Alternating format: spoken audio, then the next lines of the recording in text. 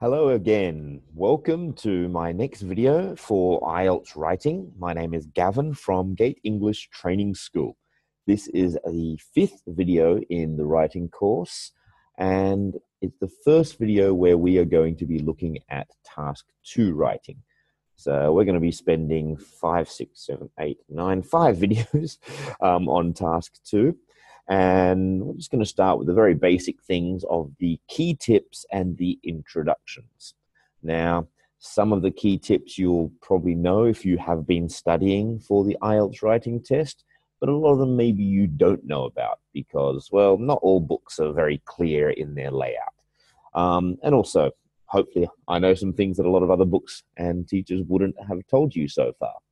And then we'll look at the introductions, which are a little bit more challenging in task 2 writing than they are in task 1.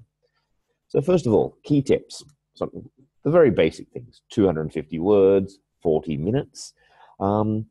Generally, I would say you want to spend 5 minutes at the beginning before you start writing, really analyzing the question, thinking about your ideas and arguments, and how you're going to organize those.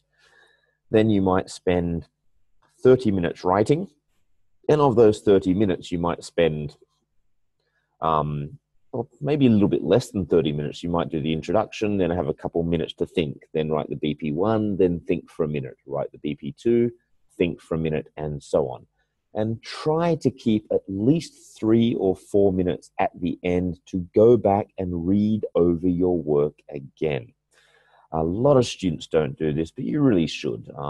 You might find some grammar and vocabulary mistakes, and even just realize, oh, I didn't mention this point, or this isn't very clear. I could just change this sentence. So when you are writing, make sure you leave a space between paragraphs and don't write too small and close together. Give yourself space to make an adjustment and add some words here and there if you need to.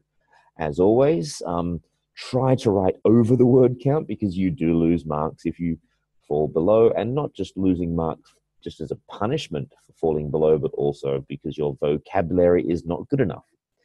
I mentioned this at the beginning, but I would also say that for task 2, you should do this before task 1, because if you do not finish one of them, and again, first thing, try to finish them both. But if you really do run out of time, task 2 is worth more marks. So you want to finish it. So if you get like a 6.5 on a task 2 and a 6 on a task 1, it's actually realistically, they're going to put the score together and it could actually still almost be 6.5. They might round it up in that situation. There's a mathematical formula that works it out. But basically, it's much better to finish task 2 if you can't finish them both. Okay? But reminder, that's not my advice to not finish them both. My advice is finish both of them, of course. Give an opinion. If you recall, for task 1, I specifically said very clearly, do not give an opinion for task 1. For task 2, you need to give an opinion. And we're going to look at that in a moment. So, when you have one kind of question is when you normally have the 2 different sides, you must talk about both sides. Even if you just talk about the other side a little bit, but you need to talk about both sides. And for other kinds of questions, say, why does this happen? And what is the solution? That kind of question, you should give at least 3 points. Say, you could give 3 problem causes and 3 solutions, or you could give, at the very least, 2 causes and 2 solutions at the very least there. But we'll have a look at that more in detail later. When you do discuss both sides of a 2-sided argument, not only do you need to discuss both sides, but you need to bring them together and connect them. What a lot of people do is say, X is good because of this. X is good because of this. Y is good because of this. I think X is better. But you just said Y is good because of this. Well, why is that not better than X? You need to explain why the arguments for X are better arguments than the arguments for Y. Okay, using X and Y as the two sides of the argument. And basically, you don't sit on the fence. If you don't know, a fence is like, between two houses, they will often have a fence to divide and separate the two houses. To sit on the fence is to sit, oh, I agree with this side, and I agree with this side. I agree with both sides. They're both wonderful sides. The end. If you do that, if you're just saying, I think side A has some good ideas, and I think side B has some good ideas, they both have good ideas, it's not really your position. You're just kind of commenting a little bit, like you're just telling us what's happening without telling us your opinion on what is happening.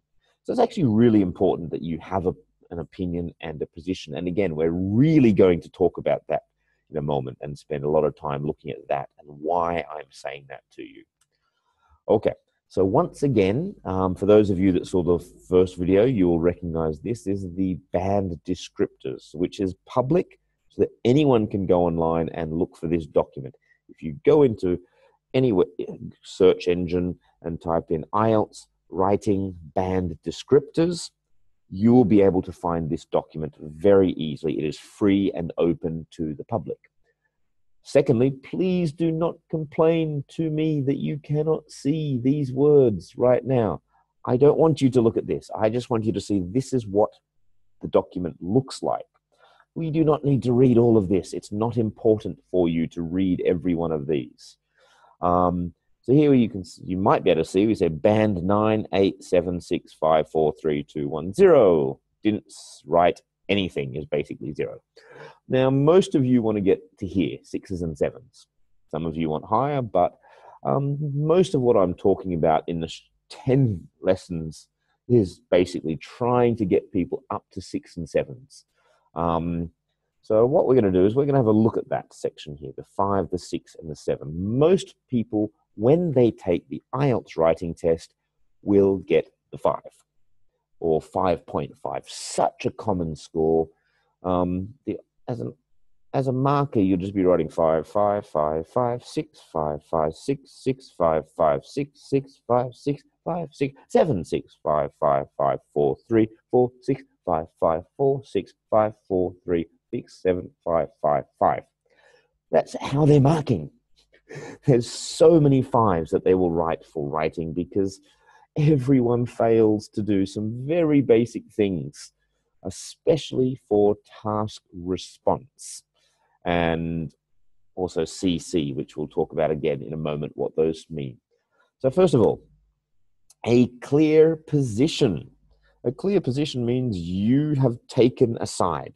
You've got an opinion. Yeah, that's why I'm saying to you, have a clear opinion. Okay, throughout the response.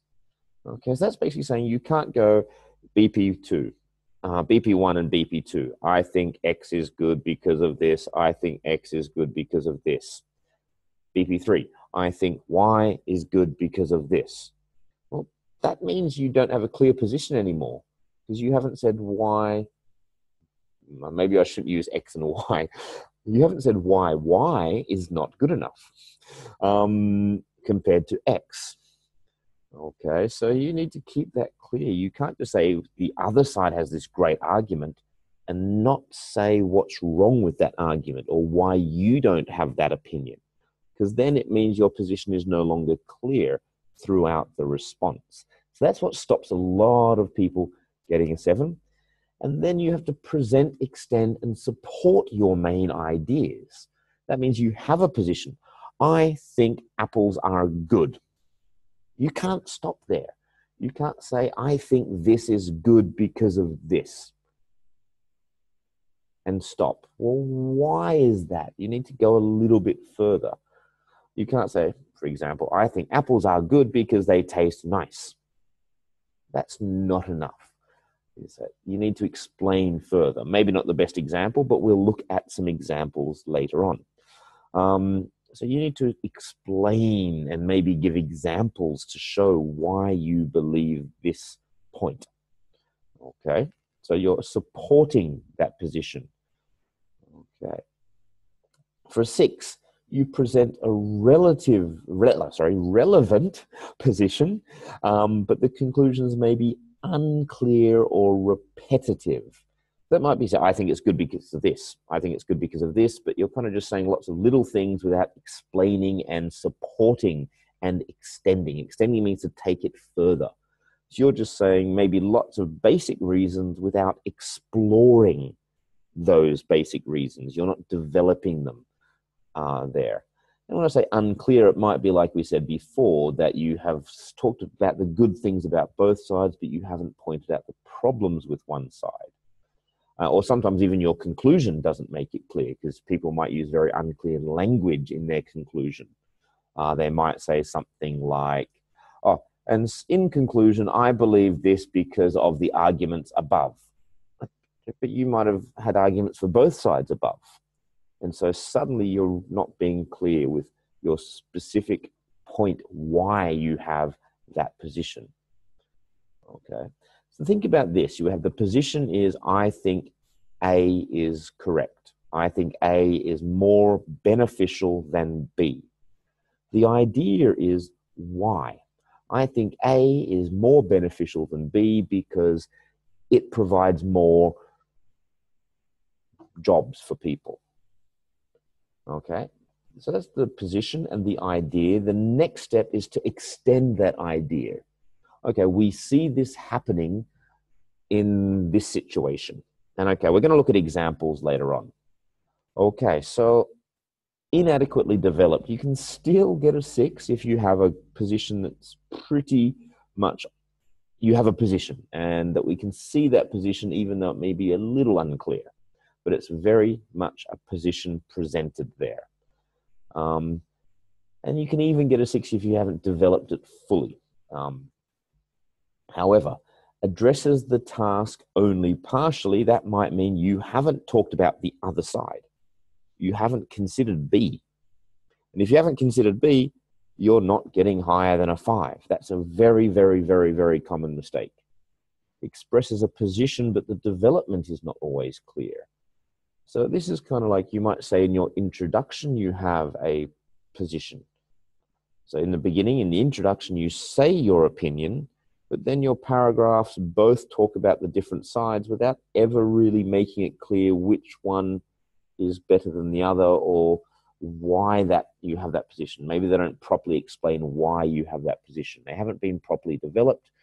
And again, by mixing up maybe the two sides of the argument so that the reader doesn't really understand your position, that's where you're getting a 5. And again, these two things are the most common reasons why most of you are not getting the score you want in IELTS writing. Guaranteed, those are the two most common reasons for this. Okay, so let's have a look at the 4 separate things. Now, we've talked about this for task 1. For task 1, it was TA, task achievement. So for T2, for task 2, it is task response. And this is the main difference. The other 3 are all the same for both of them. Now, the reason why they do this is because they're different tasks. The purpose of task 1 is scientific writing, to show that you could go to a foreign university, you could study biology or chemistry or maths at university and study data and analyze something and then write a report about it. So have you achieved that task? Response is like, how do you respond to this question or statement? So they say, some people say this is good, some people say it is bad. What do you think? Really? Some people think that's good? I completely disagree. I'm responding to that. Okay, so, and again, to respond means to respond with thought and opinion and discussion, not just to say, well, they both have wonderful ideas and they are both good and I don't know which side I prefer. So you're not really responding very well. Again, coherence and cohesion comes down to, well, the two separate things. Coherence. Do I understand what you're saying? Coherence is very closely connected to grammar and vocabulary. If you use big vocabulary that doesn't fit into this writing or this sentence, it's not going to be coherent. I'm not going to understand what you're going to say. Also, if your ideas are not very well written, I might not understand how you have your opinion. Okay, so coherence is a mix of many things. Cohesion is more about fitting it together, usually with your structure, so having an introduction, your body paragraphs, your conclusion, and you don't mix up your paragraph. So you don't have two completely different ideas in one paragraph. Now, cohesion also includes the language. So things like, in this, the main reason why I believe this thing is because of this. Okay, now that kind of language, signposting language, we are going to look at, I believe, in our next video in lesson 6. So we'll have a look at that kind of language later, and that language helps you greatly with your cohesion. Grammatical range and accuracy, pretty much the same thing for lexical range. They both have to be a wide range and accurate. A wide range, we mean that you don't just use the same sentence structure. I believe this is good because of this. This is bad because of this. You know, you use different structures, but also accuracy, how many mistakes you make. And these are balanced out.